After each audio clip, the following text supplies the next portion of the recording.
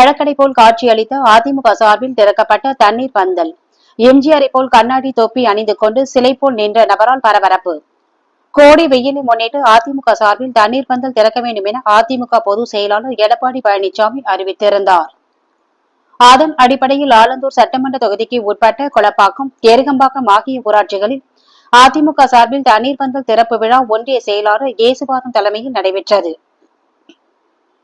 கொளப்பாக்கம் ஊராட்சியில் திறக்கப்பட்ட தண்ணீர் பந்தலில் தர்பூசணி, பப்பாளி, நுங்கு, வெள்ளரி, இளநீர் என குளிர்ச்சியூட்டும் பொருட்கள் வழங்கப்பட்ட நிலையில் மோர், ரஸ்னா உள்ளிட்ட குளிர்ச்சியூட்டும் பானங்களும் வழங்கப்பட்டது. இதையடுத்து மாவட்ட செயலாளர் KP கந்தன் சிறப்பு விருந்தினராக கலந்து கொண்டு தண்ணீர் பந்தலை திறந்து வைத்து பொதுமக்களுக்கு குளிர்ச்சியான பொருட்களை வழங்கினார்.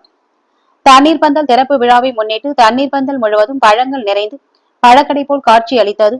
மேலும் அங்கிருந்த அதிமுக பிரமுகர் ஒருவர் எம்ஜிஆரை போல் தொப்பி, கண்ணாடி அணிந்து கொண்டு இரட்டை இலை சின்னத்தை காண்பித்து எம்ஜிஆரின் சிலையை போல் நின்றது அங்கிருந்த அதிமுக தொண்டர்களை வெகுவாக கவர்ந்தது.